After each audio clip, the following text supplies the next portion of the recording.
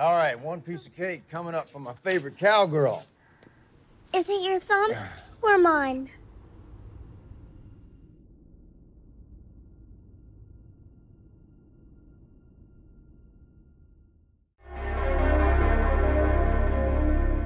I'm Enigma and I'm a qualified body language analyst and proud investigator. And today I'm going to be reacting to the opening scene of Fallout, set at a children's birthday party. The whole world is on the brink of nuclear war, and the relations between the US and China are at a breaking point. Meanwhile, Cooper Howard is performing at a children's birthday party with his daughter Janey when the war inevitably begins. So, let's take a look.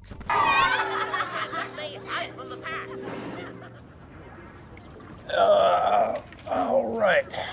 I think that's everything. Why wouldn't you do it? The thumbs up. Oh, it's grown-up stuff.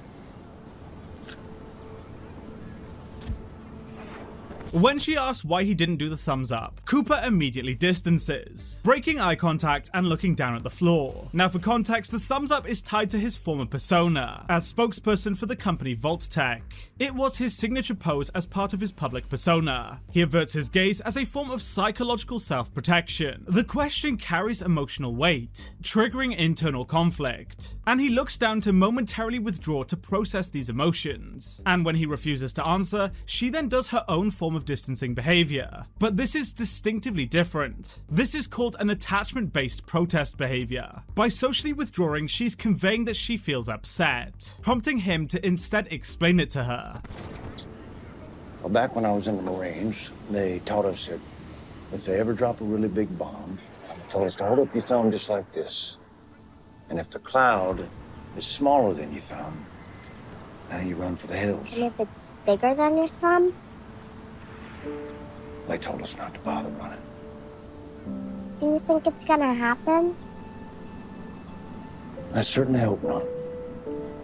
But us cowpokes, we take it as it comes, right?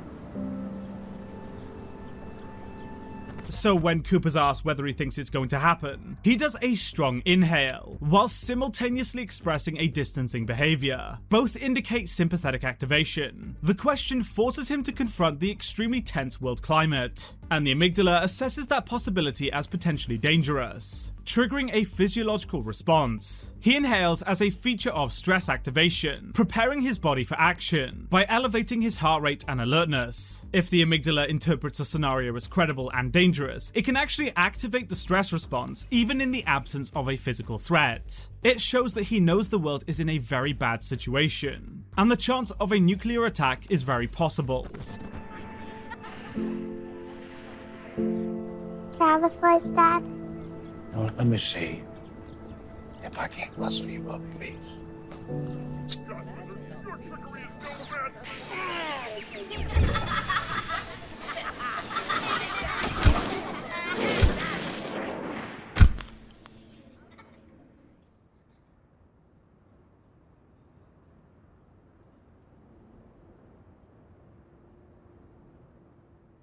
All right, one piece of cake coming up from my favorite cowgirl. Is it your thumb or mine?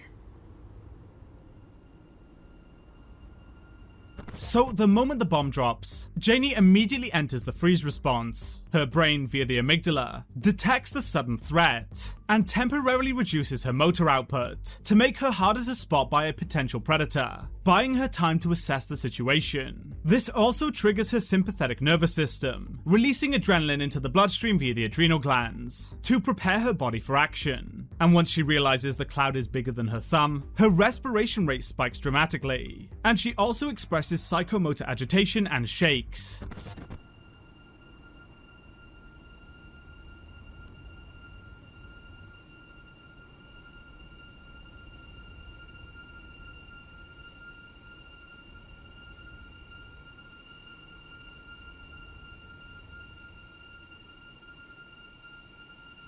That's smoke, Janey. It's just a fire.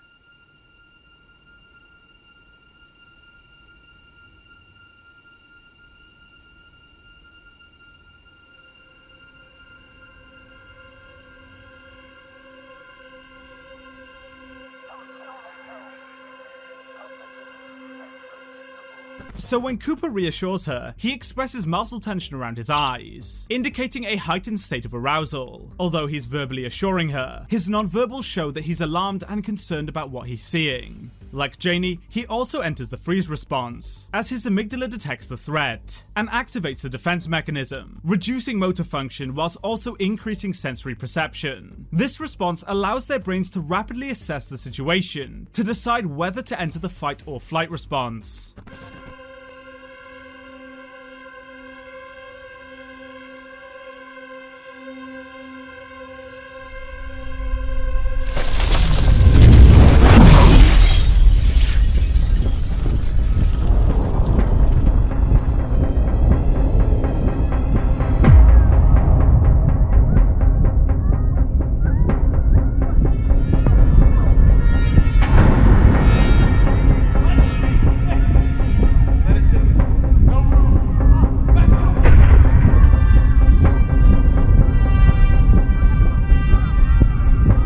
As his defense mechanism escalates, Cooper's respiration rate increases and he begins to hyperventilate. His sympathetic nervous system has become activated, which causes his hypothalamus to trigger the release of adrenaline. His brain is preparing his body for rapid action. And we can also see the guy opening the shelter is experiencing extreme facial tension, as well as the same elevated respiration rate. People who suffer from anxiety often experience the same thing, due to an oversensitive amygdala, falsely triggering the defense mechanism.